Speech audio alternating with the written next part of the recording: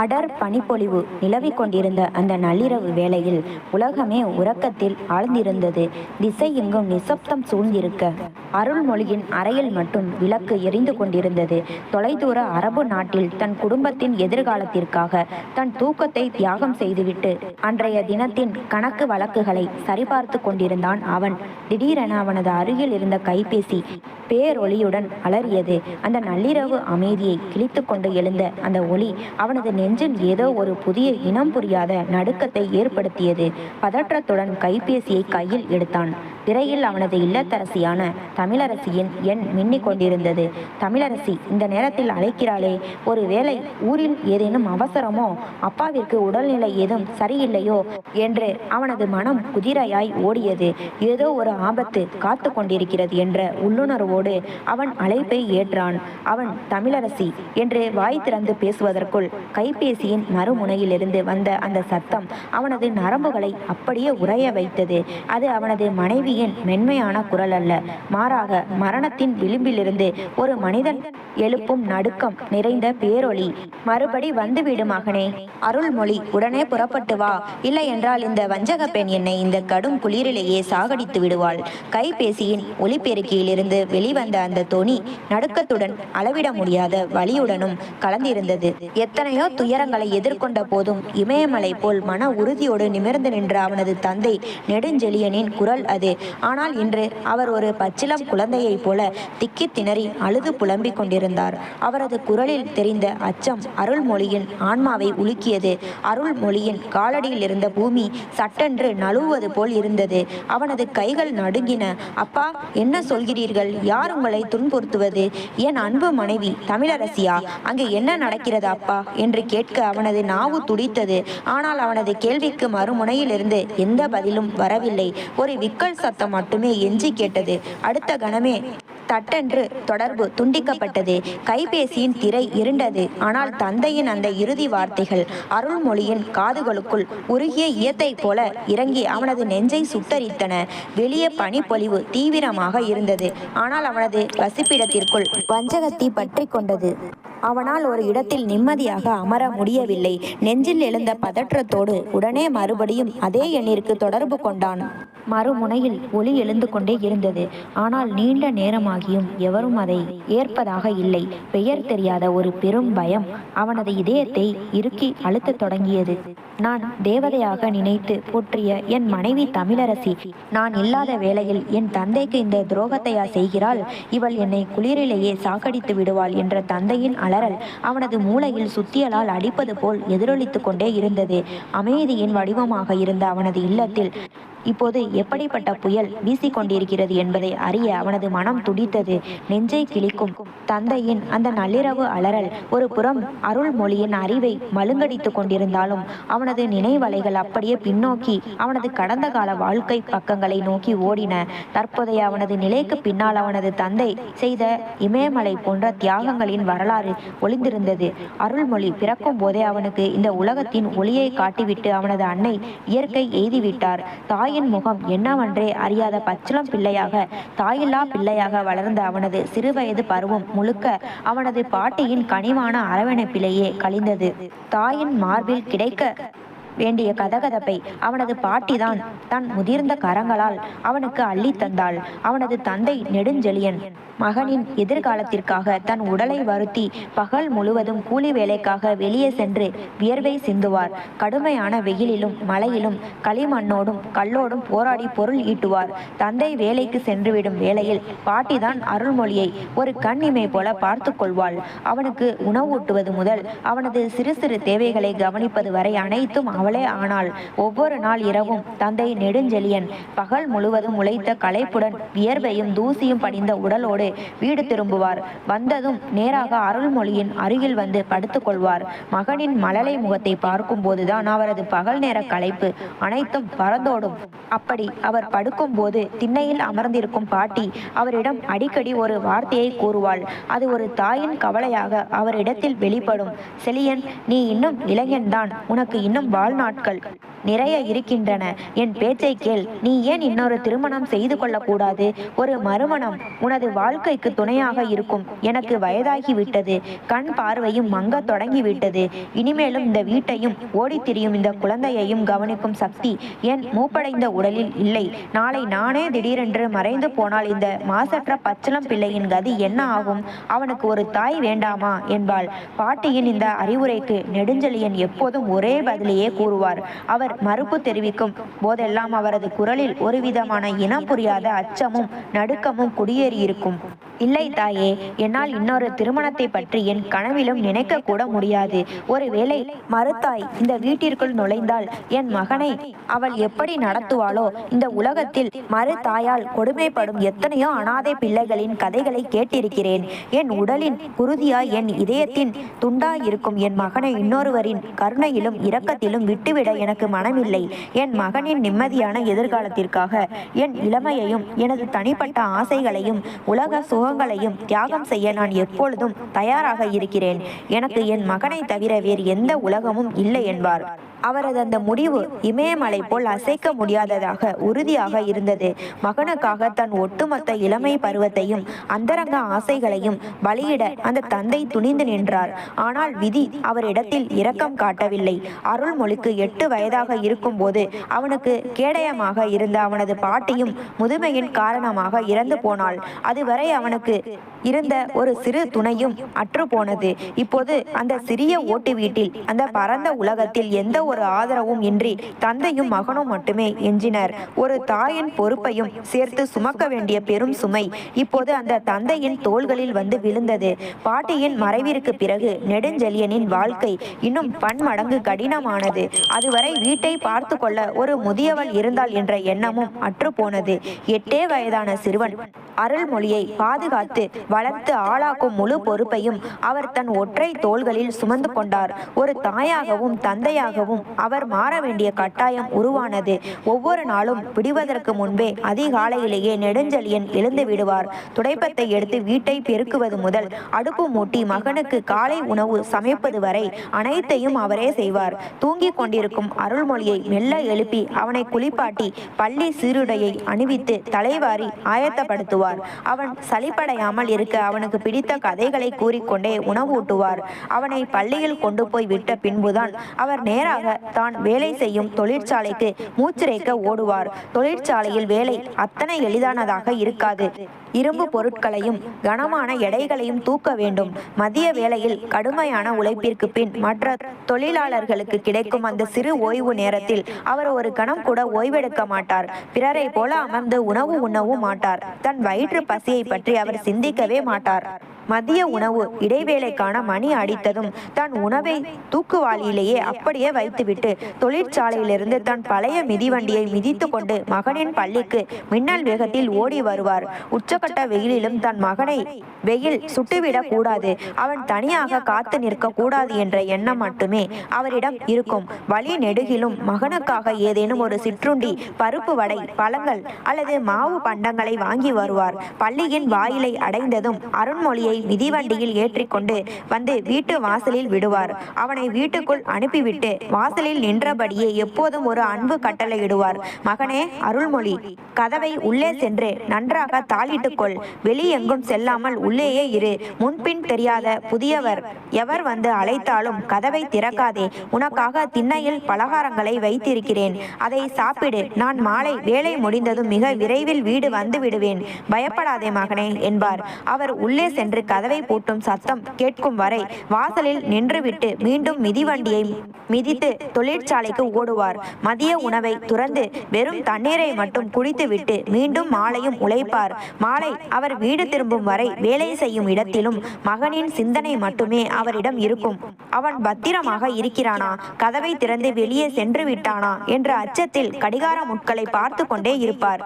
வேலை முடிந்ததை குறிக்கும் பேரொளி எழுந்ததும் மற்றவர்களுக்கு முன்பாக ஓடி வந்து தன் மிதிவண்டியை எடுப்பார். வீட்டிற்கு வரும் வழியில் அவனது கால்கள் காற்றை விட வேகமாக மிதிவண்டியை செலுத்தும். வீட்டில் அருள்மொழியும் கதவின் இடுக்கில் வழியே தன் தந்தையின் வருகைக்காக வழிமேல் விழி வைத்து காத்து கொண்டிருப்பான். நெடுஞ்செழியன் வாசலுக்கு வந்ததும் அருள்மொழி ஓடி வந்து கதவை திறப்பான். வந்த வேகத்தில் மகனை அள்ளி தன் நெஞ்சோடு அணைத்து கொண்டு, பயந்தாயா மகனே, பலகாரம் சாப்பிட்டாயா, தாகத்திற்கு தண்ணீர் குடித்தாயா என்று ஆசையோடு விசாரிப்பார். அவர் மதியம் உண்ணாமல் பசியோடு இருந்தாலும் மகனின் சிறு தேவைகளையும் ஆசைகளையும் நிறைவேற்ற ஒருபோதும் தவறியதே இல்லை.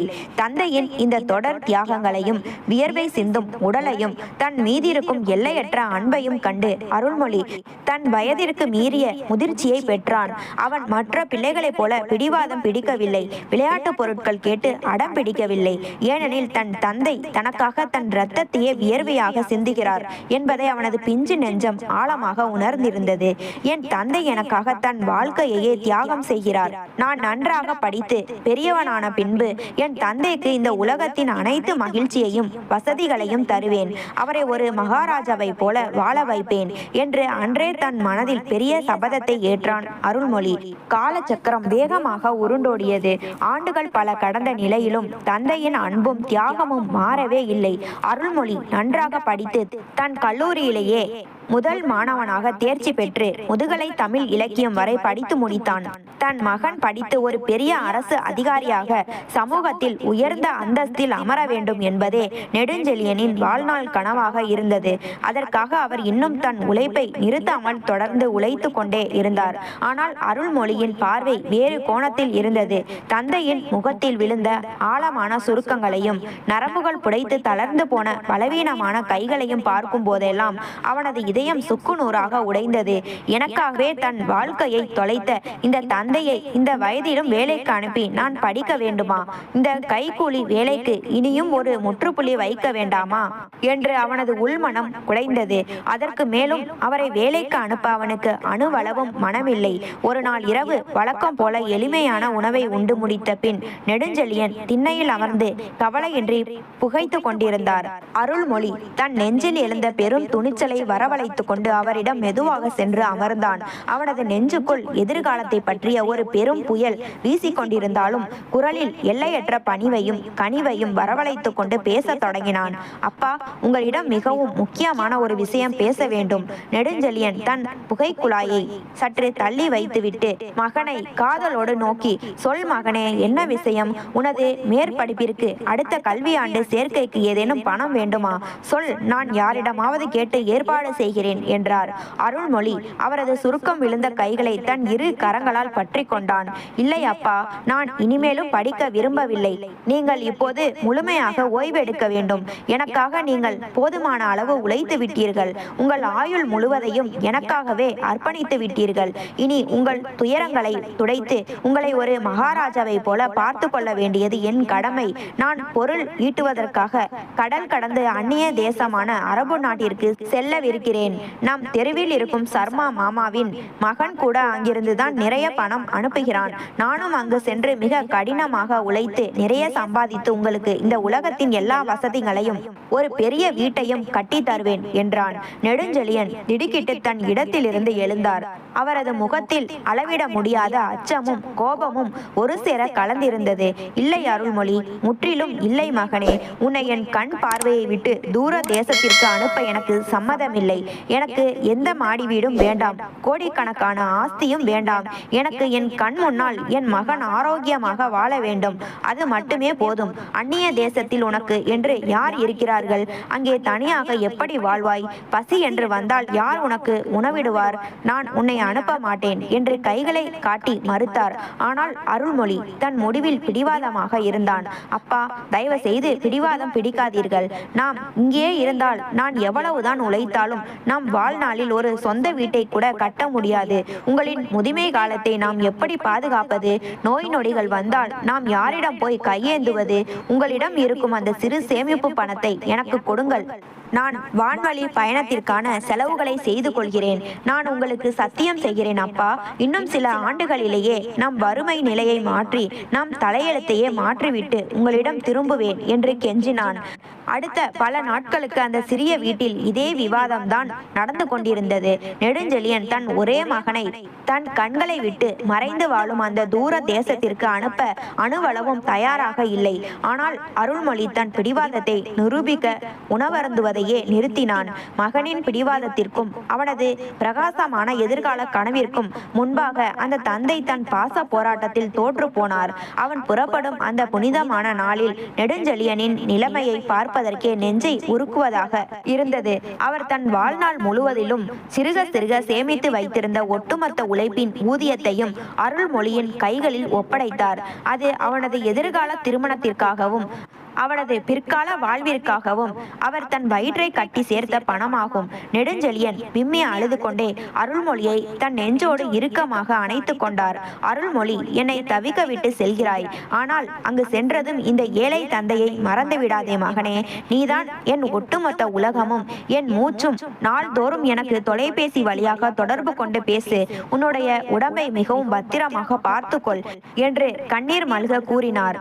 அருள்மொழி தந்தையின் கண்களில் வழிந்த கண்ணீரை தன் விரல்களால் துடைத்துவிட்டு முகத்தில் ஒரு புன்னகையை வரவழைத்து கொண்டு, அப்பா, நீங்கள் எதற்கும் கவலைப்படாதீர்கள். நான் மிகவும் விரைவில் உங்களுக்காக மகிழ்ச்சிகளையும் பெரும் செல்வத்தையும் கொண்டு வருவேன் என்று கூறிவிட்டு கனத்த இதயத்தோடு தன் தாய் மண்ணை விட்டு புறப்பட்டான். அந்நிய தேசமான அரபு நாட்டின் வாழ்க்கை அருள்மொழி நினைத்தது போல அத்தனை எளிதானதாக இருக்கவில்லை. சுட்டெரிக்கும் பாலைவன வெயிலும் இரக்கமற்ற வேலை பழுவும் பகலிரவு பாராத நரக வேதனையும் அவனது அன்றாட வாழ்க்கையாக மாறியது. உற்றார் உறவினர் எவருமின்றி தனிமை அவனது நெஞ்சை குலைந்தது. ஆனாலும் ஒவ்வொரு மாத இறுதியிலும் தான் ரத்தம் சிந்தி உழைத்த ஊதியத்தை தன் தந்தைக்கு அனுப்பும் போது அவனது உடலில் இருந்த அயர்ச்சி, களைப்பு அனைத்தும் பனி போல நீங்கிவிடும். நாள்தோறும் காலை மற்றும் மாலை வேளைகளில் தன் தந்தையிடம் தொலைபேசி வழியாக பேசுவது அவனது நெஞ்சிற்கு பேரமைதியையும் புத்துணர்வையும் தந்தது. இப்படியே 2 ஆண்டுகள் உருண்டோடி மறைந்தன.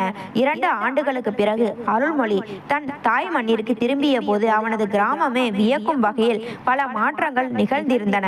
தான் ஆசைப்பட்டபடியே தன் உழைப்பின் பயனாக ஊரின் நடுவே ஒரு அழகான மாடி வீட்டை கட்டியிருந்தான். தன் தந்தையை இனிமேல் எந்த கூலி வேலைக்கும் செல்லக்கூடாது என்று அன்போடு தடுத்து அவரை முழு ஓய்வில் இருக்க செய்தான். அவனது வங்கி கணக்கிலும் போதிய அளவு செல்வம் சேர்ந்திருந்தது. மகனின் வளர்ச்சியை தன் கண்களால் கண்ட நெடுஞ்செழியனின் கண்களில் பெருமிதமும் மகிழ்ச்சியும் அலைமோதியது. ஒரு நாள் மாலை வேளையில் புதிய மாடி வீட்டின் திண்ணையில் அமர்ந்து இருவரும் தேநீர் அருந்தி கொண்டிருந்த போது நெடுஞ்செழியன் தன் மகனை நோக்கி புன்னகையோடு கூறினார், மகனே அருள்மொழி, வீட்டை அழகாக கட்டிவிட்டார். நாம் வசிப்பதற்கு வசதியான கூரையும் கிடைத்து விட்டது. இனி இந்த வீட்டிற்கு ஒரு நல்ல இல்லத்தரசி, ஒரு மகாலட்சுமி வர வேண்டும். உனக்கு ஒரு நற்குணங்கள் நிறைந்த பெண்ணை பார்த்து திருமணம் செய்து வைக்க ஆசைப்படுகிறேன். எனக்கு வயதாகிவிட்டது. இனி இந்த வீட்டை பராமரிக்கவும் நம் இருவரையும் கவனித்துக் கொள்ளவும் ஒரு தாய் உள்ளம் படைத்த பெண் தேவை என்றார். தந்தையின் ஆசையை கேட்ட அருள்மொழி வெட்கத்துடன் தன் தலை குனிந்து, உங்கள் விருப்பம் எதுவோ அதுவே என் சம்மதம் அப்பா. நீங்கள் எங்கு சொல்கிறீர்களோ அங்கே நான் திருமணம் செய்து கொள்கிறேன் என்று பணிவோடு சம்மதித்தான். நெடுஞ்செழியன் மகனுக்காக பெண் தேடும் படலத்தை தொடங்கினார். சில நாட்களிலேயே ஒரு நற்குடும்பத்தின் பிறந்த அமைதியும் நற்பண்புகளும் நிறைந்த தமிழரசி என்ற பெண்ணை அவருக்கு மிகவும் பிடித்து போனது. இரு வீட்டாரின் சம்மதத்துடன் அருள்மொழி மற்றும் தமிழரசியின் திருமணம் உறவினர்கள் சூழ மிக விமரிசையாக கோலாகலமாக தலை கூடியது. மங்கள நான் பூட்டி புதிய வாழ்க்கையின் வாசலில் அடியெடுத்து வைக்கும் போது அருள்மொழியின் மனதில் ஒரு புதிய உறுதி பிறந்தது. இந்த இல்லத்தரசியின் வருகையால் தன் தந்தையின் தியாகத்திற்கு ஒருபோதும் குறை வந்துவிடக் கூடாது என்பதில் அவன் தெளிவாக இருந்தான். திருமணத்தின் சடங்குகள் அனைத்தும் முடிந்து நள்ளிரவில் தன் அறைக்குள் நுழைந்த அருள்மொழி மனக்கோலத்தில் நாணத்துடன் அமர்ந்திருந்த தமிழரசியின் அருகில் சென்றான். அவளது முகத்திரையை தன் கரங்களால் மெல்ல விளக்கினான். அவளது கண்களில் புதிய வாழ்க்கையை பற்றிய அச்சமும் எல்லையற்ற நாணமும் ஒரு சேர கலந்திருப்பதை கண்டான். தமிழரசி என்று கனிவோடு அழைத்தான். அவள் தன் இமைகளை உயர்த்தி அவனை நிமிர்ந்து நோக்கினாள். அவன் தன் குரலில் மிக ஆழமான அதே சமயம் உறுதியான துணியை வரவழைத்துக் கொண்டு பேசத் தொடங்கினான். பார் தமிழரசி, இன்று நீ இந்த வீட்டிற்குள் வந்திருக்கிறாய். இனி இந்த வீடும் இதன் உரிமைகளும் உன்னுடையதுதான். ஆனால் ஒரு முக்கியமான விஷயத்தை நீ உனது நெஞ்சில் ஆழமாக பதிய வைத்துக் கொள்ள வேண்டும் என்று விரும்புகிறேன். நான் என் தந்தையை என் உயிராக, என் தெய்வமாக கருதுகிறேன். நான் பிறந்த போதே என் அன்னை மறைந்து விட்டதால் எனக்கு தாயன்பு கிடைக்கவில்லை. என் தந்தையை எனக்கு தாயாகவும் தந்தையாகவும் இருந்து தன் இளமையையும் சுகங்களையும் எனக்காகவே தியாகம் செய்து என்னை இந்த நிலைக்கு ஆளாக்கியவர். இன்று நாம் அமர்ந்திருக்கும் இந்த மாடி வீடும் இந்த சமூக மரியாதையும் அவரது உழைப்பின் பலன்தான். எனவே இந்த வீட்டிற்கு நீ ஒரு மருமகளாக அதிகாரத்தோடு அல்லாமல் என் தந்தைக்கு ஒரு அன்பான மகளாக வர வேண்டும். அவருக்கு ஒரு சிறு மன வருத்தம் அல்லது துன்பம் நேர்ந்தாலும் என்னால் அதை தாங்கிக் கொள்ள முடியாது. நீ என்னை நேசித்தால் என் தந்தையையும் உன் தந்தையாக மதிக்க வேண்டும் என்றான். தமிழரசி அவனது கரங்களை தன் மென்மையான கரங்களால் பற்றி கொண்டு கனிவான புன்னகையோடு கூறினாள். நீங்கள் எதற்கும் கவலைப்படாதீர்கள். பெற்றவர்களின் அருமையையும் அவர்களின் தியாகங்களையும் நன்கு அறிந்தவள் நான். இன்று முதல் அவர் உங்கள் தந்தை மட்டுமல்ல, என் சொந்த தந்தையும் கூட. உங்களை விடவும் மேலாக நான் அவரை அன்போடு பார்த்து கொள்வேன். அவருக்கு ஒரு சிறு குறையோ வருத்தமோ வராமல் பார்த்து கொள்வது என் முதல் கடமை. உங்கள் தந்தை இனி என் பொறுப்பு என்றாள். அவளது கண்களில் தெரிந்த நேர்மையும் குரலில் இருந்த உண்மையும் அருள்மொழியின் நெஞ்ச பாரத்தை முற்றிலும் குறைத்து பேரமைதியை தந்தது. திருமணத்திற்கு அடுத்த நாள் காலை விடியலின் கதிர்கள் ஜன்னல் வழியே அறைக்குள் நுழைந்த போது அருள்மொழி மெல்ல கண் விழித்தாள். படுக்கையின் அருகே தமிழரசியை காணவில்லை. சட்டென்று அவனுக்குள் ஒரு பதற்றம் தொற்றிக்கொண்டது.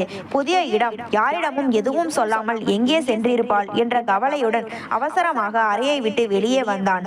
வீட்டின் கூடத்தை கடந்து சமையலறை பக்கம் சென்றபோது அங்கிருந்த நெய் மனமும் சுவையான உணவின் நறுமணமும் வீசியது. உள்ளே தமிழரசி தலையை குளித்து மங்களமாக தன் கூந்தலை முடிந்து அடுப்பின் அருகே நின்று கொண்டு மிகவும் சுறுசுறுப்பாக காலை உணவை தயாரித்துக் கொண்டிருந்தாள். அவளது முகத்தில் அதிகாலைக்கே உரிய ஒரு தெய்வீக அமைதி குடியேறியிருந்தது. அவளை தொந்தரவு செய்யாமல் அருள்மொழி மெதுவாக வீட்டின் முன் திண்ணைக்கு வந்தான். அங்கே கண்ட காட்சி அவனது கண்களுக்கு குளிர்ச்சியையும் நெஞ்சிற்கு எல்லையற்ற நிம்மதியையும் தந்தது. அவனது தந்தை நெடுஞ்செழியன் தூய்மையான ஆடைகளை உடுத்தி மரக்கட்டிலில் சுகமாக அமர்ந்திருந்தார். அவரது கைகளில் ஆவி பறக்கும் தேநீர் கோப்பை இருந்தது. மகனை கண்டதும் அவரது முகம் தாமரையாய் மலர்ந்தது. உதடுகளில் பேரானந்த புன்னகை பூத்தது. அருள்மொழி அருகில் சென்றதும் தந்தை தன் நெஞ்சார பூரிப்போடு பேச தொடங்கினார். அருள்மொழி, இங்கே பார் மகனே, என் மருமகள், இல்லை இல்லை என் மகள் எவ்வளவு சமத்து, எவ்வளவு தங்கமான குணவடிவம் என்று பார். நான் காலையில் எழுந்து அவளிடம் தேநீர் கேட்க கூட இல்லை. அவளாகவே விடியற் காலையிலேயே எழுந்து முகம் கல்வி நான் கண் விழித்து படுக்கையை விட்டு எழுவதற்கு முன்பாகவே எனக்காக சுட சுட தேநீர் தயாரித்து கொண்டு வந்து தந்துவிட்டாள். என் தாயின் மறைவிற்கு பிறகு இத்தனை வருடங்களாக எனக்கு இப்படி ஒரு உபசரிப்பு கிடைத்ததே இல்லை மகனே என்று நெகிழ்ச்சியுடன் கூறினார். அவர் பேசி முடிப்பதற்குள் தமிழரசி சமையலறையிலிருந்து சுவையான காலை உணவுகள் நிரம்பிய தட்டோடு அங்கு வந்தாள். இருவரையும் அன்போடு நோக்கி தட்டை கட்டிலின் அருகே வைத்தாள். பின்னர் நெடுஞ்செழியனிடம் கனிவோடு, அப்பா, இந்த உணவை சூடாக இருக்கும் போதே சாப்பிடுங்கள். உங்களுக்கு வயது முதிர்வின் காரணமாக மெல்லுவதற்கு ஏதுவாக இருக்கும்படி சிற்றுண்டியை மிகவும் மென்மையாக சமைத்திருக்கிறேன். சாப்பிட்டு விட்டு சொல்லுங்கள் அப்பா என்றாள். அந்த நற்காட்சியை கண்ட அருள்மொழியின் இதயம் அப்படியே குளிர்ந்தது. தான் தேடி வந்த தன் தந்தைக்கு கிடைக்க வேண்டும் என்று ஏங்கிய அந்த தாய் அன்பு தமிழரசியின் வடிவில் இந்த வீட்டிற்குள் வந்துவிட்டதை அவன் உணர்ந்தான். திருமணத்தின் முதல் இரவில் தனக்கு கொடுத்த வாக்கை அவள் அடுத்த நாளே செயலில் நிறைவேற்ற தொடங்கிவிட்டாள் என்பதை பார்த்தபோது அவளுக்குள் இருந்த நேர்மையும் நல்லெண்ணமும் அவனுக்கு புலப்பட்டது. நாட்கள் மிக நளினமாக மகிழ்ச்சியாக கடந்தன. தமிழரசி வீட்டின் ஒட்டுமொத்த பொறுப்புகளையும் தன் தோள்களில் ஏற்றுக்கொண்டாள். தந்தையின் மருந்து மாத்திரைகள், அவரது உணவு நேரங்கள், ஆடை தூய்மை என அத்தனையையும் ஒரு தாயை போல கவனித்துக் கொண்டாள். ஆனால் காலம் எப்போதும் ஒரே சீராக இருப்பதில்லையே. அருள்மொழியின் தாயக விடுமுறை நாட்கள் மிக வேகமாக முடிவுக்கு வந்தன. அவன் மீண்டும் தன் வாழ்வாதாரத்திற்காக, பொருள் ஈட்டும் கடமைக்காக கடல் கடந்து அரபு நாட்டிற்கு புறப்பட வேண்டிய அந்த நாள் வந்தது. இதற்கு முன் அவன் அரபு நாட்டிற்கு செல்லும் போதெல்லாம் அவனது இதயம் இந்த தாய் மண்ணிலேயே அலைபாயும். நான் சென்ற பிறகு என் தந்தை தனியாக என்ன செய்வார்? பசியோடு இருப்பாரோ? நோய் வந்தால் கவனிப்பார் யார் என்ற கவலை அவனது தூக்கத்தை கெடுக்கும். ஆனால் இந்த முறை அவனது மனநிலை முற்றிலும் வேறாக இருந்தது. அவனுக்குள் ஒரு பெரும் நிம்மதியும் அசைக்க முடியாத நம்பிக்கையும் குடியேறி இருந்தது. அவன் புறப்படுவதற்கு முந்தைய நாள் இரவு அறைக்குள் தன் பயண பெட்டியில் உடைகளை அடுக்கி கொண்டிருந்தான். அருகில் நின்று அவனுக்கு உதவி கொண்டிருந்த தமிழரசியை நேசத்தோடு நோக்கினான். தமிழரசி, நான் நாளை அதிகாலை புறப்படுகிறேன். ஆனால் இதற்கு முன் நான் ஊரை விட்டு செல்லும் போதெல்லாம் என் நெஞ்சில் இருந்த அந்த பயமும் கவலையும் இப்போது அணுவளவும் இல்லை. என் தந்தையை ஒரு சிறந்த கைகளில் ஒரு நல்ல உள்ளத்திடம் ஒப்படைத்து விட்டு செல்கிறேன் என்ற பேரமைதி எனக்குள் இருக்கிறது. உன்னை நான் முழுமையாக நம்புகிறேன் தமிழரசி என்றான். தமிழரசி அவனது உடைகளை நேர்த்தியாக மடித்து பெட்டிக்குள் வைத்தபடியே அவனது கண்களை நேராக பார்த்து பேசினாள். நீங்கள் எதை பற்றியும் யோசித்து உங்கள் மனதை குழப்பிக் கொள்ள வேண்டாம். எந்த ஒரு கவலையும் இல்லாமல் நிம்மதியான மனதோடு கடல் கடந்து சென்று உங்கள் வேலையில் மட்டும் கவனம் செலுத்துங்கள். இந்த வீட்டையும் நம் தந்தையையும் கண்ணும் கருத்துமாக என் உயிராக பார்த்து கொள்ள வேண்டியது என் பொறுப்பு. அவருக்கு ஒரு சிறு குறையும் வராமல் அவர் ஒரு நாளும் தனிமையை உணராதபடி நான் பாதுகாப்பேன் என்று உறுதியளித்தாள். மறுநாள் காலை விடிந்தது. அருள்மொழி புறப்படும் வேளையில் தந்தை நெடுஞ்செழியனின் கண்களில் பிரிவின் காரணமாய் கண்ணீர் துளிர்த்தது. ஆனாலும் அவரது முகத்தில் ஒரு பெரும் திருப்தியும் ஆறுதலும் இருந்தது. அவர் அருள்மொழியை தன் நெஞ்சோடு இறுக்கமாக அணைத்து கொண்டு தலை கவிழ்ந்து ஆசி வழங்கினார். போய் வா மகனே, அந்த எல்லாம் வல்ல இறைவன் உனக்கு எல்லா வளங்களையும் பெரும் உயர்வுகளையும் தரட்டும். இனி உன்னை நினைத்து நான் கவலைப்பட மாட்டேன். ஏனெனில் என் மருமகள் என்னை ஒரு குழந்தையை போல தாங்கி பிடித்து கொண்டாள். நீ எதற்கும் அஞ்சாமல் உனது உழைப்பில் கவனம் செலுத்து. உன்னுடைய உடம்பையும் பத்திரமாக பார்த்துக்கொள் என்றார். அருள்மொழி நெகிழ்ச்சியுடன் தந்தையின் கரங்களை பெற்று முத்தமிட்டான். பின்னர் வாசலில் நின்ற தமிழரசியை நோக்கினான். அவள் தன் கண்களினாலேயே நான் இருக்கிறேன், கவலை கொள்ளாதீர்கள் என்று அவனுக்கு பேரன்பூட்டி உறுதியளித்தாள். அவன் வீட்டை விட்டு வெளியேறிய போது அவனது இதயம் பஞ்சாக லேசாக இருந்தது. தன் தந்தை பாதுகாப்பான அன்பான கரங்களில் ஒப்படைக்கப்பட்டிருக்கிறாள் என்ற நிம்மதியோடு வான்வழி பயண நிலையத்தை நோக்கி புறப்பட்டான். அரபு நாட்டிற்கு திரும்பிய அருள்மொழி முன்பை விடவும் அதிக வீரியத்தோடும் சுறுசுறுப்போடும் தன் பணிகளில் ஈடுபட தொடங்கினான். இதற்கு முன் அவனது மனதை வாட்டிய தந்தை நாட்டில் தனியாக இருக்கிறாரே, அவருக்கு ஏதேனும் ஆபத்து நேருமோ என்ற பாரமும் அச்சமும் இப்போது அவனிடத்தில் இல்லை. ஒவ்வொரு நாளும் தொழிற்சாலையில் கடுமையான வேலை முடிந்து தன் இருப்பிட அறைக்கு வந்ததும் அவன் செய்யும் முதல் வேலை தன் இல்லத்திற்கு தொடர்பு கொள்வதுதான். தொடக்க காலத்தில் அனைத்தும் மிக சீராகவும் நேர்த்தியாகவும் நடந்து கொண்டிருப்பது போலவே தோன்றியது. அருள்மொழி அழைக்கும் போதெல்லாம் அவனது இல்லத்தரசியான தமிழரசிதான் மிகுந்த கனிவோடு அழைப்பை ஏற்று வீட்டின் நலம் பற்றி கூறுவாள். அப்பாவின் உடல்நிலை எப்படி இருக்கிறது தமிழரசி? அவருக்கு ஏதேனும் தொந்தரவு இருக்கிறதா என்று அருள்மொழி ஆசையோடு கேட்டாள். அதற்கு தமிழரசி மறுமுனையிலிருந்து, நீங்கள் எதற்கும் வீணாக கவலைப்படாதீர்கள். அப்பா மிகவும் நன்றாக இருக்கிறார். அவருக்கு சற்று முன்புதான் சுட சுட உணவு கொடுத்து மருந்துகளை உட்கொள்ள செய்து உறங்க வைத்தேன். உங்களை பற்றியே எப்போதும் பெருமையாக எங்களிடம் பேசிக் கொள்கிறார் என்பாள். அப்பாவிடம் சற்று கைபேசியை கொடு, நான் அவரிடம் பேச வேண்டும் என்று அருள்மொழி கேட்கும் போது சற்று நேர தாமதத்திற்கு பிறகு தந்தையின் பலவீனமான குரல் கேட்கும். அருள்மொழி, மகனே, எப்படி இருக்கிறாய்? அங்கே வேலை சூழல் எப்படி இருக்கிறது? நீ எதை பற்றியும் கவலை கொள்ளாதே மகனே. மருமகள் என்னை ஒரு சிறு குறையும் இல்லாமல் தன் பெற்ற தந்தை போல பார்த்து கொள்கிறாள். நேரத்திற்கு மருந்தும் உணவும் தந்து விடுகிறாள். எனக்கு இப்போது எந்த குறையும் இல்லை. நீ உடம்பை பார்த்துக்கொள் என்பார். தந்தையின் வாயிலிருந்து வந்த இந்த திருப்தியான வார்த்தைகள் அருள்மொழிக்கு மேலும் உத்வேகத்தை தந்தன. அவன் இன்னும் கடினமாக உழைக்க தொடங்கினான். இப்படியே மேலும் 2 ஆண்டுகள் அமைதியாக கழிந்தன. மீண்டும் அருள்மொழி தன் விடுமுறை காலம் வந்ததும் மகிழ்ச்சியோடு தன் கிராமத்து இல்லத்திற்கு வந்தான். வீடு மிகவும் தூய்மையாகவும் ஒழுங்காகவும் அழகாகவும் பராமரிக்கப்பட்டிருந்தது. தந்தை நெடுஞ்செழியனுக்கு முதுமையின் காரணமாய் உடல் இன்னும் சற்று தளர்ந்து நரம்புகள் பலவீனமடைந்திருந்தாலும் அவரது முகத்தில் ஒருவித அமைதி நிலவியது. ஒரு நாள் நள்ளிரவு வேளையில் தந்தை கட்டிலில் படுத்திருக்க அருள்மொழி அவரோடு அமர்ந்து அவரது கால்களை மெதுவாக வருடி கொடுத்தான். அப்போது தந்தை நெடுஞ்செழியன் நெகிழ்ச்சியுடன் அவனது கரங்களை தன் கைகளால் பற்றி கொண்டார். அவரது கண்கள் கலங்கி இருந்தன. அருள்மொழி, போதும் மகனே, நீ தூரத்து தேசத்திலிருந்து நீண்ட தூரம் களைத்து வந்திருக்கிறாய். போய் ஓய்வெடு. உன் மனைவி தமிழரசி என்னை மிகவும் நன்றாக கவனித்துக் கொள்கிறாள். இந்த முதுமை காலத்தில் அவள் மட்டும் எனக்கு துணையாக இல்லை என்றால் நான் இந்நேரம் படுத்த படுக்கையாகி எப்போதோ மறைந்திருப்பேன். அவள்தான் என் உயிர் என்றார். தந்தையின் வாயிலிருந்து தன் மனைவியை பற்றிய இத்தகைய பாராட்டுரைகளை கேட்ட அந்த புனிதமான கணத்தில் அருள்மொழிக்கு தன் மனைவி தமிழரசி மீது எல்லையற்ற பேரன்பும் மதிப்பும் பிறந்தது. தனக்காக தன் தந்தையை இத்தனை அன்போடு கவனித்துக் கொள்ளும் அவளுக்கு கைமாறாக நகரில் இருந்த பல அழகான ஆடைகளையும் தங்க நகைகளையும் பரிசுகளையும் வாங்கி கொடுத்து தன் நன்றியை தெரிவித்தான். தமிழரசியும் அதை ஒரு புன்னகையோடு ஏற்றுக்கொண்டாள். அழகிய நாட்களாக கழிந்த அந்த விடுமுறை காலம் முடிந்து அருள்மொழி மீண்டும் தன் கடமையின் பொருட்டு அரபு நாட்டிற்கு திரும்பி. ஆனால் இந்த தொலைபேசி உரையாடல்களுக்கும் தந்தையின் பாராட்டுதல்களுக்கும் பின்னால் அருள்மொழி அறியாத ஒரு பெரும் நிஜமும் வஞ்சக நாடகமும் அரங்கேற தொடங்கி இருந்தது. அவனுக்கு தெரிந்திருக்கவில்லை.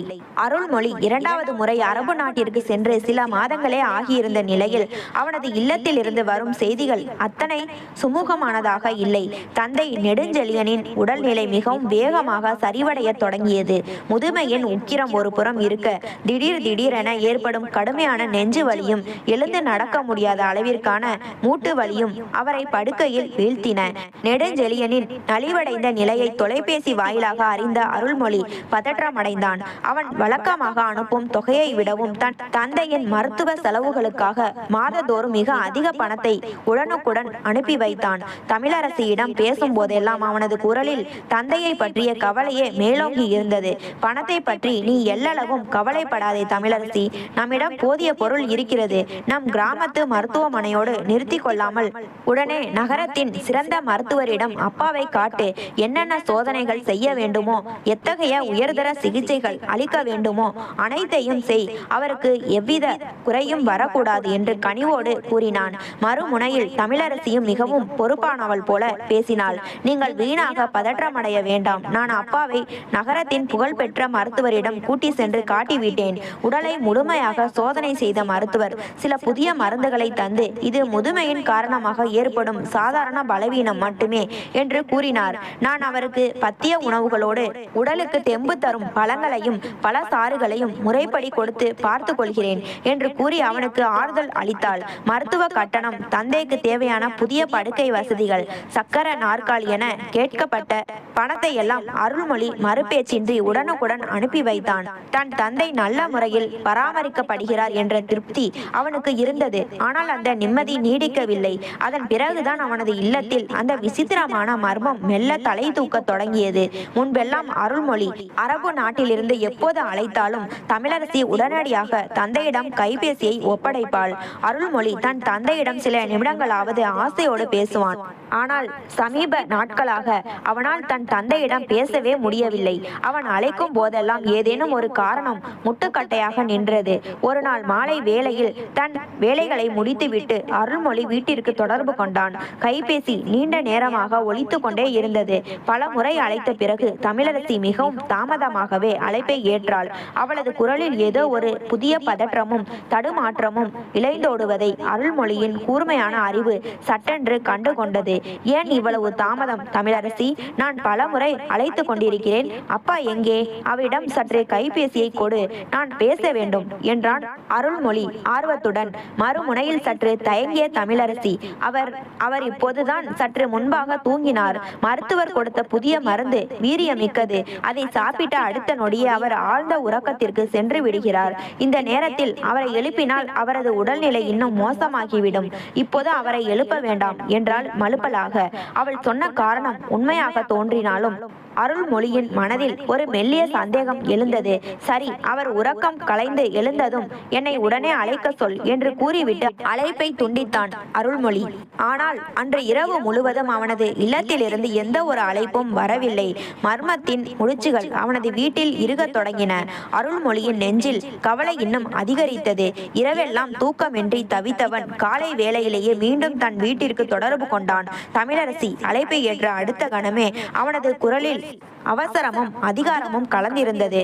தமிழரசி, நேற்றிரவு முழுவதும் நான் அழைப்பிற்காக காத்திருந்தேன். இப்போதாவது அப்பா விழித்திருக்கிறாரா? உடனே அவரிடம் கைபேசியை கொடு, நான் பேச வேண்டும் என்றான். மறுமுனையில் தமிழரசி எவ்வித பதற்றமும் இன்றி மிகவும் நிதானமாக, இல்லை அருள்மொழி, நீங்கள் தவறான நேரத்தில் அழைக்கிறீர்கள். அவர் இப்போதுதான் படுக்கையில் அமர்ந்து காலை உணவு சாப்பிட்டுக் கொண்டிருக்கிறார். இந்த வயதில் உணவருந்தும் போது பேசினால் அவருக்கு மூச்சு திணறல் ஏற்படும் என்று மருத்துவர் எச்சரித்திருக்கிறார். அவர் உடல் மிகவும் பலவீனமாக இருக்கிறது. இப்போது தொந்தரவு செய்ய வேண்டாம் என்று வழக்கம் போல மழுப்பினாள். இப்படியே ஒவ்வொரு நாளும் ஏதோ ஒரு புதிய காரணத்தை சொல்லி தமிழரசி அருள்மொழியை அவனது பெற்ற தந்தையோடு பேச விடாமல் தடுத்து கொண்டே இருந்தாள். அப்பா குளித்து கொண்டிருக்கிறார், அப்பா மருத்துவர் வீட்டிற்கு சென்று இருக்கிறார், அப்பா தூங்குகிறார் என அவளது காரணங்களின் பட்டியல் நீண்டு கொண்டே சென்றது. ஒரு வாரம் கடந்தது. தந்தையின் குரலை கேட்டு பல நாட்களாகிவிட்டதால் அருள்மொழியின் பொறுமை முற்றிலும் எல்லை கடந்தது. அவனது நெஞ்சில் சந்தேகம் என்னும் நெருப்பு எரிய தொடங்கியது. அவன் கோபத்தின் உச்சிக்கு சென்றான். தமிழரசி, எனக்கு இனி எந்த ஒரு நொண்டி சாக்குகளும் வேண்டாம். உனது காரணங்களை கேட்டு நான் சலிப்படைந்து விட்டேன். இப்போதே இந்த மறுநொடிய அப்பாவின் படுக்கைக்கு அருகில் சென்று அவரிடம் கைபேசியை கொடு. நான் என் தந்தையிடம் பேசி எத்தனை நாட்களாகிவிட்டன என்பது உனக்கு தெரியுமா? அவர் என் மீது ஏதேனும் கோபமாக இருக்கிறாரா, அல்லது நீ என்னிடம் ஏதேனும் உண்மையை மறைக்கிறாயா என்று இடி முழக்கமிடுவது போல கத்தினான். அவன் எதிர்பார்த்திராத வகையில் மறுமுனையில் தமிழரசி விம்மி விம்மி அழத் தொடங்கினாள். அவளது அழுகை குரல் கைபேசியை அதிர வைத்தது. என்ன வார்த்தை சொல்லிவிட்டீர்கள் அருள்மொழி? என் மீது உங்களுக்கு இப்படியா சந்தேகம் வர வேண்டும்? சொந்த ஊரையும் என் பெற்றோரையும் பிரிந்து வந்து உங்களுக்காக பகலிரவு பாராமல் உங்கள் நோயுற்ற தந்தையை கண்ணும் கருத்துமாக பார்த்து கொள்கிறேன். ஆனால் நீங்களோ தூரத்து தேசத்தில் சொகுசாக அமர்ந்து கொண்டு என் கற்பின் மீதும் என் கடமையின் மீதும் பழி போடுகிறீர்கள். அவருக்கு முதுமையின் காரணமாய் யாரிடமும் பேச பிடிப்பதில்லை. எப்போதும் தனிமையையே விரும்புகிறார். விருப்பமில்லாத ஒருவரை நான் எப்படி வற்புறுத்த முடியும்? உங்கள் அன்பை விட என் உழைப்பிற்கு இதுதான் பரிசா என்று உணர்ச்சி வசப்பட்டு கண்ணீர் மல்க கூறினாள். அவளது ஆழமான அழுகை குரலும் அதில் இருந்த வேதனையும் அருள்மொழியை சற்று யோசிக்க வைத்தது. அவனது கோபம் சட்டென்று தணிந்தது. ஒருவேளை நான் அந்நிய தேசத்தில் தனியாக இருப்பதால் தான் எனக்குள் இத்தகைய தவறான எண்ணங்களும் விபரீதமான சந்தேகங்களும் தோன்றுகிறதோ? தியாகமே உருவான என் மனைவியை நான் வீணாக சந்தேகிக்கிறேனோ என்று எண்ணி அவனது மனம் குற்ற உணர்ச்சியால் குறுகுறுத்தது. உடனே அவளிடம் பணிவோடு மன்னிப்பு கேட்டான். என்னை மன்னித்து விடு தமிழரசி. ஏதோ தந்தையை பற்றிய கவலையில் என் அறிவு மழுங்கிவிட்டது. நான் உன்னை சந்தேகிக்கவில்லை. அப்பாவை நன்றாக கவனித்துக்கொள் என்றான் சமாதானப்படுத்தும் தொனியில். தமிழரசி தன் அழுகையை சட்டென்று நிறுத்தி கொண்டு, பரவாயில்லை, உங்களின் கவலை எனக்கு புரிகிறது. அப்பாவிற்கு சில புதிய விலையுயர்ந்த நோய் எதிர்ப்பு ஊசிகள் போட வேண்டியுள்ளது என்று மருத்துவர் கூறியுள்ளார். அதற்கு இன்னும் கொஞ்சம் கூடுதல் பணம் தேவைப்படும் என்றாள். அருள்மொழியும் அவளது பேச்சை முழுமையாக நம்பி அன்றே அவசரமாக பெரும் தொகையை அவளது வங்கி கணக்கிற்கு அனுப்பி வைத்தான்.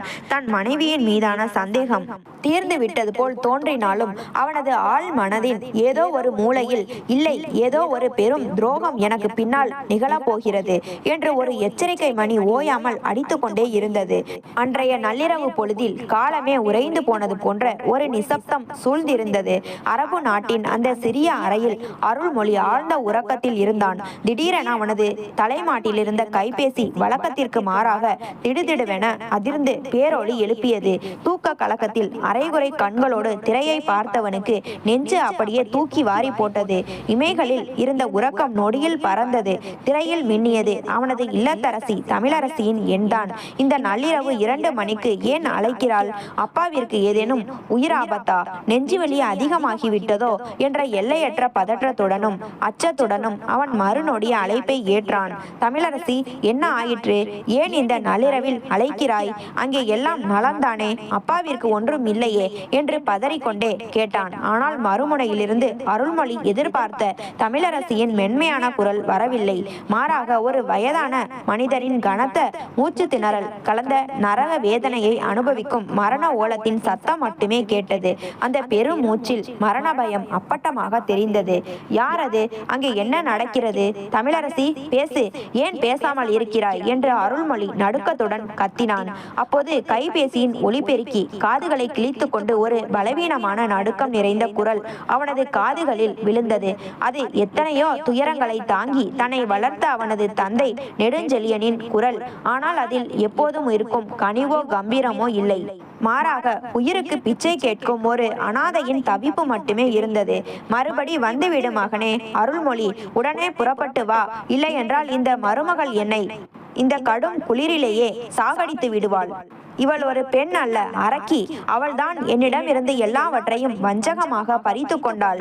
என்னை காப்பாற்று மகனே, இல்லை என்றால் நான் உயிரோடு இருக்க மாட்டேன். என்னை உடனே வந்து காப்பாற்று. அவர் பேசி முடிப்பதற்குள் மறுமுனையில் யாரோ கைபேசியை பலவந்தமாக பிடுங்குவது போன்ற சத்தமும் ஒரு அலறல் சத்தமும் கேட்டது. அடுத்த நொடியே தட்டென்று தொடர்பு முற்றிலும் துண்டிக்கப்பட்டது. அருள்மொழி அப்படியே சிலையாக திகைத்து நின்றான். அவனது மூளையில் ஒரே நேரத்தில் 1000 வெடிகுண்டுகள் வெடித்தது போல் இருந்தது. காதுகளில் இரத்த நாளம் வெடிப்பது போன்ற உணர்வு. என் தந்தை எப்போதும் பொய் சொல்ல மாட்டார். எனக்காக தன் வாழ்க்கையையே தியாகம் செய்த என் தெய்வம் ஒருபோதும் என்னிடம் நாடகமாட மாட்டார். அப்படியென்றால் தமிழரசி இத்தனை நாட்களாக என்னிடம் காட்டிய அன்பும் கனிவும் வெறும் நச்சு நாடகமா? என் தந்தை அங்கே சித்திரவதையை அனுபவித்துக் கொண்டிருக்கிறாரா என்று நினைத்த போது அவனது உடம்பில் இருந்த இரத்தம் கொதித்து பொங்கியது. அவனது கண்கள் சிவந்தன. அவன் ஒரு பைத்தியக்காரனைப் போல கைகள் நடுங்க மீண்டும் மீண்டும் அதே எண்ணிற்கு தொடர்பு கொண்டான். ஆனால் மறுமுனையில் இருந்து வந்த செய்தி அவனது நெஞ்சை இன்னும் பிளந்தது. அந்த எண் முற்றிலும் அணைக்கப்பட்டிருந்தது. தமிழரசி கைபேசியை அணைத்து விட்டாள் என்பது அவனுக்கு புரிந்துவிட்டது. அவனது நெற்றியில் வியர்வை முத்துக்கள் அரும்பின. தந்தையின் அந்த இறுதி அலறல் வார்த்தைகள் அவனது நெஞ்சில் ஈட்டியாய் பாய்ந்து ஆன்மாவை துளைத்தன. இனி நான் இந்த அந்நிய தேசத்தில் ஒரு நொடி கூட தாமதிக்க கூடாது. என் தந்தை ஆபத்தில் இருக்கிறார். நான் உடனே என் தாய் மண்ணிற்கு செல்ல வேண்டும் என்று முடிவெடுத்தான். நள்ளிரவு என்றும் பாராமல் அவன் உடனே வான்வழி பயண முகவரை தொலைபேசியில் தொடர்பு கொண்டான். தன் கைவசம் இருந்த பணத்தை எல்லாம் கொடுத்து அன்றைய தினமே விடியற் காலையில் ஊருக்கு புறப்படவிருந்த வான் ஊர்தியில் ஒரு பயண சீட்டை அவசரமாக முன்பதிவு செய்தான். அவனது மனதில் இப்போது கோபமும் வஞ்சக புயலும் தந்தையை காப்பாற்ற வேண்டும் என்ற தவிப்பு மட்டுமே எஞ்சி இருந்தது. விடியற் காலையின் மெல்லிய வெளிச்சம் பரவத் தொடங்கிய வேளையில் அருள்மொழி தன் பயண பெட்டிகளை அவசர அவசரமாக அடுக்கிக் கொண்டிருந்தான். நெஞ்சுக்குள் வஞ்சக புயல் வீச தந்தையின் அலறல் குரல் அவனது காதுகளில் இடைவிடாது ஒலித்து கொண்டே இருந்தது. இன்னும் சில மணி நேரங்களில் வான் ஊர்தி ஏறி தன் தாய்மனை அடைந்துவிட வேண்டும் என்ற தவிப்பில் அவன் இருந்தபோது அவனது கைபேசி மீண்டும் அதிர்ந்தது. திரையில் அவனது சித்தப்பா மகன் விமலனின் எண் மின்னியது. ஏதோ ஒரு விபரீதம் நடந்துவிட்டது என்ற அச்சத்துடன் அருள்மொழி மறுநொடியே அழைப்பை ஏற்றான். ஆனால் மறுமுனையில் இருந்து வந்த குரல் அவனது ஆன்மாவையே உலுக்கியது. விமலன் வார்த்தைகள் ஏதுமின்றி பெரும் குரல் எடுத்து கதறி அழுது கொண்டிருந்தான். விமலன், என்ன ஆயிற்று? ஏன் இப்படி அழுகிறாய்? அங்கே என்ன நடக்கிறது? அப்பாவிற்கு ஏதேனும் உயிர் ஆபத்தா? உண்மையை சொல் விமலன் என்று அருள்மொழியின் இதயம் துடித்தது. விமலன் தன் அழுகையை கட்டுப்படுத்த முடியாமல் விக்கல் சத்தங்களுக்கு இடையே திக்கி திணறி பேசினான். நெஞ்சை திடப்படுத்திக் கொண்டு கேளுங்கள் அருள்மொழி அண்ணா, நீங்கள் எதற்கும் காத்திருக்காமல் இப்போதே இந்த நொடிய ஊருக்கு கிளம்பி வாருங்கள். நம் பெரியப்பா, நம் அன்பு பெரியப்பா இனி இந்த உலகத்தில் இல்லை. அவர் நம்மை தவிக்க விட்டு மறைந்து விட்டார். அண்ணா, அந்த கொடிய வார்த்தைகளை கேட்ட அடுத்த கணம் அருள்மொழியின் காலடியில் இருந்த பூமி சட்டென்று இரண்டாக பிளந்தது போல் இருந்தது.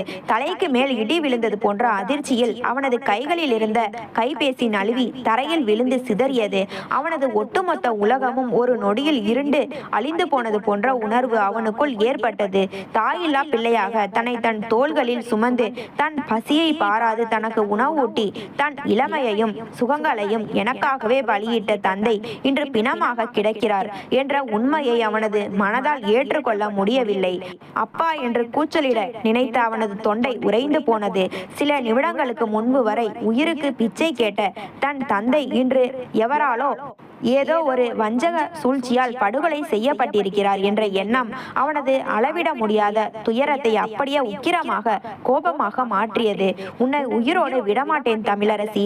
தேவதையாக என் வீட்டிற்குள் வந்து என் தெய்வத்தை கொன்ற நச்சு பாம்பே, என் நம்பிக்கையை துரோகம் செய்த உன்னை என் கரங்களாலேயே அழிப்பேன் என்ற அருள்மொழி வெறி பிடித்தவனைப் போல அலறிக்கொண்டே அறையின் சுவரில் தன் கைகளால் ஓங்கி குத்தினான்.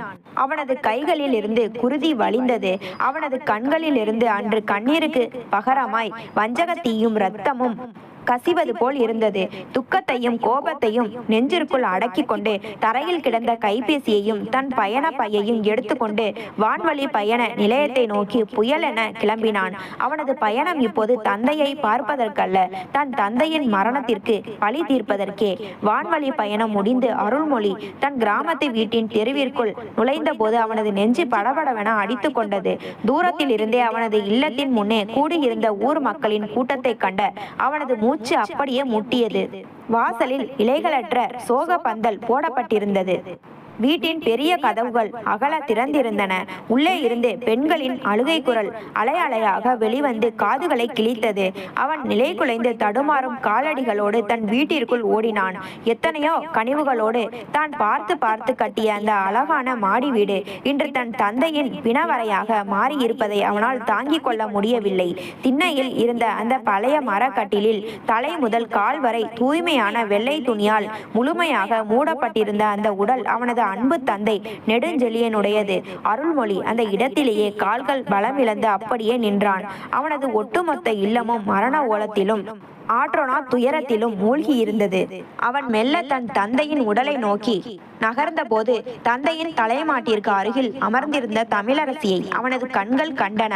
அவள் தரையில் அமர்ந்து தலைவிரி கோலமாய் அழுது அழுது கண்கள் வீங்கி முகம் முற்றிலும் வெளிரி போய் அமர்ந்திருந்தாள். அவளை கண்ட அடுத்த கணமே அருள்மொழியின் உடலில் வஞ்சகத்தி பற்றி எரிந்தது.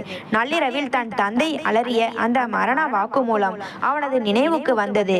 பொய்க்கண்ணீர் வடிக்கிறாள் இந்த வஞ்சகி. என் தந்தையை சித்திரவதை செய்து கொன்ற கொலையாளி இவள்தான். ஊரார் முன்னிலையில் பத்தினி போல நாடகமாடுகிறாள் என்று பற்களை கழித்தபடி அவளது ஆடையை பற்றி கேட்க பாய்ந்தான். ஆனால் அவன் அவளை நெருங்குவதற்குள் பின்னால் இருந்து அவனது சித்தப்பா மகன் விமலன் ஓடி வந்து அவனது இரு கரங்களையும் இறுக பற்றி கொண்டு தடுத்தான். அருள்மொழி அண்ணா, அறிவை இழக்காதே. உணர்ச்சி வசப்பட்டு என்ன செய்கிறாய்? அங்கே ஒட்டுமொத்த ஊரே பார்த்து கொண்டிருக்க நம் பெரியப்பாவின் அற்ற உடல் கிடக்கிறது. இறுதி சடங்குகளை செய்ய வேண்டிய இந்த நேரத்தில் இது சண்டையிடும் தருணம் அல்ல. உன்னை நீயே கட்டுப்படுத்திக் கொள் என்று அவனது காதருகே ரகசியமாய் எச்சரித்தான். அருள்மொழி தன் பற்களை கடித்து கொண்டு, என்னை விடு விமலன், இந்த நம்பிக்கை துரோகி என் தந்தைக்கு என்ன கொடுமை செய்தாள் என்று உனக்கு தெரியாது. இவள்தான் என் தந்தையின் கொலையாளி. இவளை நான் சும்மா விடமாட்டேன் என்று ஆத்திரத்துடன் கத்தினான். அவனது குரல் அங்கிருந்தவர்களின் அழுகை சத்தத்தில் கலந்தது. அப்போது யாருடைய தடையையும் பொருட்படுத்தாமல் தந்தையின் உடலை கட்டிக்கொண்டு தமிழரசி கதறி அழுத வார்த்தைகள் அருள்மொழியை அப்படியே திடுக்கிட வைத்தன. அவள் விம்மி அழுது கொண்டே கூறினாள், அப்பா, என்னை மன்னித்து விடுங்கள். நான் மகா பாவி. உங்கள் மகளுக்கு நிகராக என்னை நடத்தினீர்கள். ஆனால் உங்களை காப்பாற்ற முடியாமல் நான் தோற்று போய்விட்டேன். சூழ்நிலைகளால் நான் மிகவும் நிர்பந்திக்கப்பட்டேன், மிரட்டப்பட்டேன். ஆனால் அப்பா, உங்கள் மீது கை வைத்து உங்களை கொன்ற அந்த பாவியை, அந்த வஞ்சகனை நான் ஒருபோதும் சும்மா விடமாட்டேன். உங்களை கொடூரமாக கொன்றவனை இந்த ஊர் அறிய உலகம் அறிய நான் தோலுரிப்பேன் என்று சபதமிட்டாள். அவளது இந்த ஆவேசமான வார்த்தைகளை கேட்ட அருள்மொழி முற்றிலும் குழம்பினான். அவனது நெஞ்சில் பல கேள்விகள் எழுந்தன. பழி வாங்குவதா? இவள் யாரை குறிப்பிட்டு சொல்கிறாள்? நள்ளிரவில் என் தந்தை இவளை பற்றி தானே அலறினார். இவள் தானே முழு குற்றவாளி. ஒருவேளை தன் மீது சந்தேகம் வந்துவிடக் கூடாது என்பதற்காக, ஊர் மக்கள் நம்ப வேண்டும் என்பதற்காக இப்படி ஒரு புதிய நாடகத்தை அரங்கேற்றுகிறாளா என்று எண்ணியவள் அவளது முகத்தை பார்க்க கூட பிடிக்காமல் வெறுப்புடன் தன் முகத்தை திருப்பிக் கொண்டாள். சிறிது நேரத்தில் ஊர் பெரியவர் ஒருவர் அருள்மொழியின் அருகில் வந்து அவனது தோளை தொட்டு மெதுவாக அமர வைத்தார். மகனே, துயரத்தை கட்டுப்படுத்திக் கொள். இறுதி சடங்கிற்கான நேரமாகிவிட்டது. வா, அப்பாவின் முகத்தை இறுதி முறையாக பார்த்துவிட்டு அவர் இறப்பதற்கு முன்பாக உனக்காக ஒரு ரகசிய செய்தியை என்னிடம் கொடுத்து சென்றுள்ளார் என்று கூறி அவனை தனியாக ஒரு பக்கமாக அழைத்து சென்றார். என் அப்பா செய்தியா? அவர் உங்களிடம் என்ன சொன்னார் பெரியவரே என்று அருள்மொழி எல்லையற்ற வியப்புடனும் எதிர்பார்ப்புடனும் கேட்டான். உன் தந்தை இறப்பதற்கு சில நாட்களுக்கு முன்பு என்னை தனியாக அழைத்து ஒரு சத்தியம் வாங்கி கொண்டார் பெரியவரே. என் மரண செய்தி கேட்டு என் மகன் அந்நிய தேசத்திலிருந்து ஓடி வரும்போது அவனிடம் என் இறுதி செய்தியை கூறுங்கள். எனது இறுதி சடங்கிற்கு முன்பாக என் முகத்திரையை விலக்கி என் முகத்தை அவன் உற்று நோக்க வேண்டும். அப்போது அவனுக்கு உண்மை விளங்கும் என்றார் என்று பெரியவர் கூறினார். நடுங்கும் கரங்களோடு அருள்மொழி தந்தையின் முகத்தை மூடியிருந்த அந்த வெள்ளை துணியை மெல்ல விளக்கினான். அந்த முகத்தை கண்டதும் அவனது உடலின் ரோமங்கள் அனைத்தும் ஒரே நொடியில் சிலிர்த்தன. அவனுக்குள் பெரும் அதிர்ச்சி ஏற்பட்டது. வழக்கமாக வஞ்சகமாக கொலை செய்யப்பட்டவர்களின் முகத்தில் வதந்தமும் வலியும் அச்சமும் அல்லவா குடியேறியிருக்க வேண்டும். ஆனால் மரணமடைந்த அந்த நெடுஞ்செழியனின் முகத்தில் ஒரு மெல்லிய விவரிக்க முடியாத அழகான புன்னகை குடியேறியிருந்தது. அவர் ஏதோ ஒரு சுகமான கனவை கண்டுகொண்டு நிம்மதியாக தூங்குவது போல அவரது முகம் மலர்ச்சியோடு காட்சியளித்தது. அப்பா நள்ளிரவில் அழுது புலம்பி இவ்வளவு வேதனைப்பட்டு இறந்தவரின் முகத்தில் எப்படி இந்த அமைதியும் புன்னகையும் வர முடியும் என்று அருள்மொழி புரியாமல் கதறினான். அங்கிருந்த பெரியவர் அவனது கண்ணீரை துடைத்துவிட்டு சொன்னார், மகனே, இது புண்ணியவான்களின் அடையாளம். இந்த தந்தை தன் வாழ்நாளின் ஏதோ ஒரு பெரும் பாரத்திலிருந்தும் கடமையிலிருந்தும் முழுமையாக விடுபட்டு நிம்மதியாக தன் ஆன்மாவை துறந்திருக்கிறார் என்பதை இந்த புன்னகை காட்டுகிறது. அவர் மறைந்தாலும் திருப்தியாக சென்றிருக்கிறார் என்றார். ஆனால் அருள்மொழியின் மனதில் எரிந்து கொண்டிருந்த அந்த பழிவாங்கும் தீ அணையவில்லை. தந்தையின் அந்த நள்ளிரவு அழைப்பும் இந்த மருமகள் என்னை குளிரிலேயே சாகடித்து விடுவாள் என்ற அலறலும் அவனது மூளையில் ஆழமாக பதிந்திருந்தது. அதுவே அவனுக்கு கொலைக்கான முழு குற்றச்சான்றாக இருந்தது. இறுதி சடங்குகள் அனைத்தும் முறைப்படி முடிந்து உறவினர்கள் கலைந்து சென்ற பின்பு அவன் நேராக தன் தந்தையின் அறைக்குள் நுழைந்தான். கதவை உள்பக்கமாக பூட்டிக்கொண்டு, எதிலாவது நச்சு மருந்து கலந்திருக்கப்பட்டிருக்கிறதா, தந்தைக்கு தமிழரசி கொடுத்த மருந்து பாட்டில்கள் எங்கே என்று ஒரு பைத்தியக்காரனை போல பொருட்களை தூக்கி போட்டு தேடினான். அலமாரிகளை உடைத்தான். அப்போது அந்த அறைக்குள் மாற்று சாவியால் கதவை திறந்து கொண்டு வந்த தமிழரசி அவனது நிலையை கண்டு திடுக்கிட்டாள். என்ன செய்கிறீர்கள் அருள்மொழி? ஏன் இப்படி பைத்தியம் பிடித்தவர் போல பொருட்களை உடைக்கிறீர்கள்? உங்களுக்கு என்ன ஆயிற்று என்று பயத்துடன் கேட்டாள். அருள்மொழி அவளை நோக்கி பாய்ந்து அவளது கைகளை பற்றி பிடித்து கொண்டு கத்தினான். உன் கழுத்தை நெரித்து கொன்ற அந்த நச்சு மருந்தை தான் தேடுகிறேன். வஞ்சகியே, என் தந்தை இறப்பதற்கு சில நிமிடங்களுக்கு முன்பு தன் சொந்த வாயாலேயே உன்னை குற்றவாளி என்று கூறிவிட்டு தான் மறைந்தார். இந்த மருமகள் என்னை சாகடித்து விடுவாள் என்று அவர் அலறிய அலறல் என் காதுகளில் இன்னும் ஒலித்து கொண்டிருக்கிறது. உனது இந்த நச்சு நாடகத்தை நான் மிக விரைவில் முடிவுக்கு கொண்டு வருவேன் என்று ஆத்திரத்துடன் கத்தினான். தமிழரசி அவனது கோபத்தை கண்டு மிரண்டு அவனது காலடியில் விழுந்து கைகூப்பி அழுதாள். நான் நிரபராதி அருள்மொழி, உண்மையான குற்றவாளி வேறு யாரோ என்று கதறினாள். அறைக்குள் அருள்மொழியின் ஆத்திரமும் தமிழரசின் அழுகை குரலும் ஒலித்து கொண்டிருந்த அந்த பதற்றமான தருணத்தில் வாசலில் இருந்து ஒரு கம்பீரமான அதே சமயம் அதிகார தொனியிலான முரட்டு குரல் கேட்டது. அருள்மொழி திடுக்கிட்டு திரும்பி பார்த்தான். அங்கே அவனது சித்தப்பா உலகநாதன் கைகளில் சில முத்திரை பத்திரங்களோடு நின்றிருந்தார். அவரோடு ஊரின் முக்கிய பெரியவர்கள் சிலரும் நின்று கொண்டிருந்தனர். உலகநாதனின் கண்களில் பேராசையும் முகத்தில் ஒரு வஞ்சக புன்னகையும் தாண்டவமாடியது. அருள்மொழி, நிறுத்து இந்த வீண் நாடகத்தை. இனி இந்த வீட்டில் நீ எதையும் தேட தேவையில்லை. உனக்கு இங்கே தேடுவதற்கு எதுவுமே இல்லை என்றார் உலகநாதன் உரத்த குரலில். அருள்மொழி அவனது செய்கையை புரிந்து கொள்ள முடியாமல், என்ன சொல்கிறீர்கள் சித்தப்பா? உங்கள் கைகளில் இருக்கும் அந்த பத்திரங்கள் என்ன?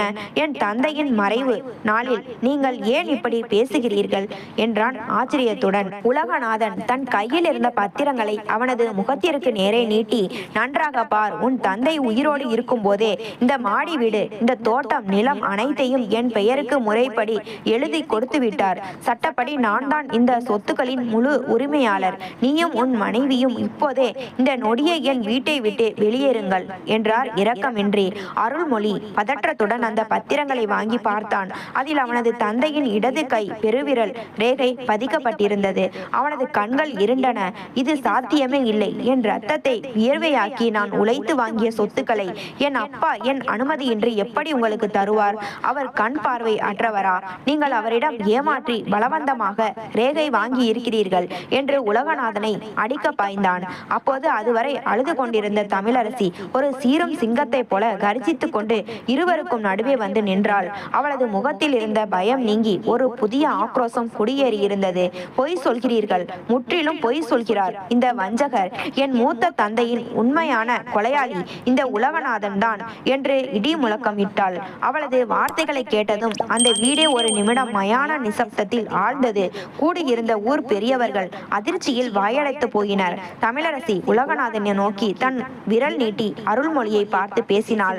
அருள்மொழி, அந்த எல்லாம் வல்ல இறைவனின் மேல் ஆணையாக என் பேச்சை கேளுங்கள். இவன்தான் நம் குடும்பத்தை, நம் வாழ்க்கையை அளித்த வஞ்சகன். உங்களிடம் இருந்து பெற்ற பணத்தை எல்லாம் உங்களுக்கே தெரியாமல் உங்களுடைய தந்தையிடம் இருந்து பறித்து கொண்டவன் இவன்தான். இந்த உண்மையை நீ உன்னுடைய கணவனிடம் தொலைபேசியில் சொன்னால் அரபு நாட்டில் இருக்கும் என் ஆட்கள் அவனை கொலை செய்து விடுவார்கள் என்று என்னை நாள்தோறும் மிரட்டிய ஆதி அரக்கன் இவன்தான். உங்களுடைய உயிருக்கு ஆபத்து வந்துவிடக் கூடாது என்பதற்காகவே நான் இத்தனை நாட்களாக உங்களிடம் எதையும் சொல்லாமல் இவனது மிரட்டலுக்கு பயந்து மௌனமாக அழுது கொண்டிருந்தேன் என்று கதறினாள். அருள்மொழி ஒட்டுமொத்தமாக அதிர்ந்து போனான். அவனது கால்கள் நடுங்கின. தமிழரசி, என்ன சொல்கிறாய்? விளக்கமாக கூறு. அங்கே உண்மையில் என்னதான் நடந்தது என்று பதற்றத்துடன் அவளது தோள்களை பற்றி கேட்டான். தமிழரசி தன் கண்களில் வழிந்த கண்ணீரை துடைத்து கொண்டு அந்த அறையில் கூடியிருந்தவர்கள் முன்னிலையில் உண்மைகளை ஒவ்வொன்றாக உடைத்து பேசத் தொடங்கினாள். அருள்மொழி, நம் அன்பு தந்தை உங்களுடைய உயிருக்காகத்தான் இத்தனை நாட்களாக துரோகத்தை சகித்து கொண்டு மௌனமாக இருந்தார். இந்த உலகநாதன் நாள்தோறும் நம் வீட்டிற்குள் புகுந்து வயது முதிர்ந்த அப்பாவை அடித்து துன்புறுத்தினான். சொத்துக்கள் அனைத்தையும் என் பெயருக்கு எழுதி கொடுக்காவிட்டால் அந்நிய தேசத்தில் இருக்கும் உன் ஒரே மகனை என் ஆட்களை வைத்து கொன்று விடுவேன் என்று மிரட்டினான். அந்த நள்ளிரவில் இவன்தான் அப்பாவின் நெற்றியில் கூர்மையான ஆயுதத்தை வைத்துக் கொண்டு என் கைபேசியை வலுக்கட்டாயமாக பிடுங்கி உங்களுக்கு அழைக்க செய்தான். உன் மகனிடம் பேசும்போது மருமகள் தான் என்னை குளிரில் சாகடிக்கிறாள் என்று பொய் சொல், இல்லை என்றால் அவனது மரண செய்தியை கேட்க தயாராக இரு என்று அப்பாவை மிரட்டி பேச வைத்தான். நீங்கள் இந்த மிரட்டலுக்கு பயந்து அங்கேயே இருந்துவிடக் கூடாது. உடனே ஊருக்கு வர வேண்டும். அப்போதுதான் இந்த வஞ்சகனின் நாடகம் உலகிற்கு தெரிய வரும் என்பதற்காகவே அப்பா அந்த பொய்யை கூறினார். சொத்து பத்திரங்களில் வற்புறுத்தி ரேகை வாங்கிய இவன் அப்பாவை கடந்த ஒரு வாரமாக அறையில் பூட்டி வைத்து உணவும் தண்ணீரும் கொடுக்காமல் போர்வையை கூட பறித்து கொண்டு இந்த கடும் குளிரில் சாகடித்திருக்கிறான் என்று கதறி அழுதாள். உண்மை வெளிச்சத்திற்கு வந்ததும் உலகநாதன் ஆத்திரத்தின் உச்சிக்கு சென்று தமிழரசியை அடிப்பதற்காக தன் கையை ஓங்கினார். ஆனால் இடி மின்னல் போல் பாய்ந்து வந்த அருள்மொழி அவரது கையை பற்றி தூக்கி எறிந்தான். அவனது கண்களில் இரத்த வெறி ஏறி இருந்தது.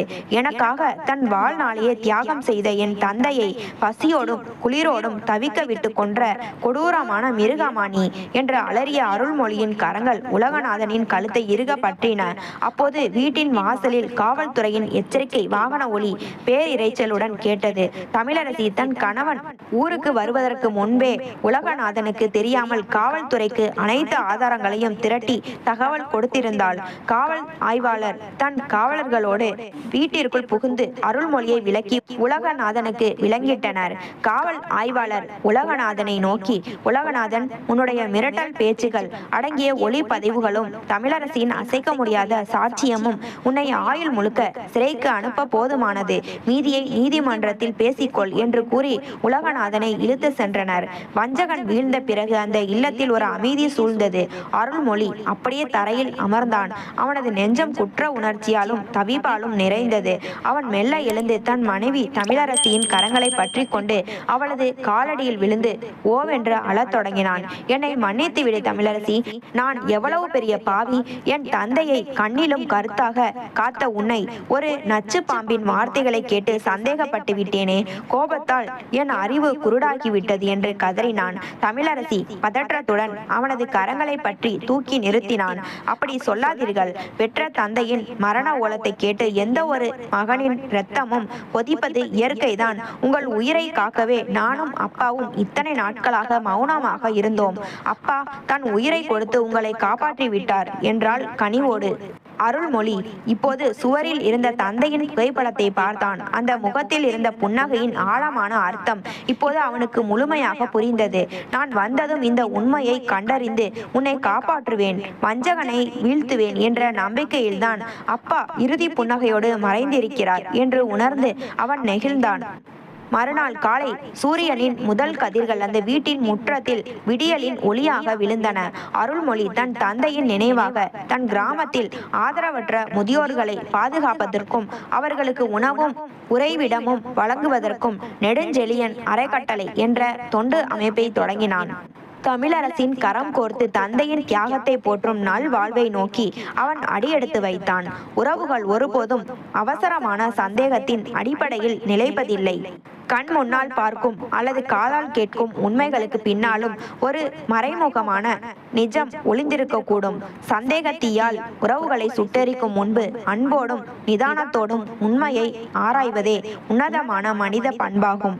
இது போன்ற கதைகளை தொடர்ச்சியாக கேட்க லைக் பண்ணுங்க, ஷேர் பண்ணுங்க, கமெண்ட் பண்ணுங்க, மறந்து விடாமல் சப்ஸ்கிரைப் பண்ணுங்க.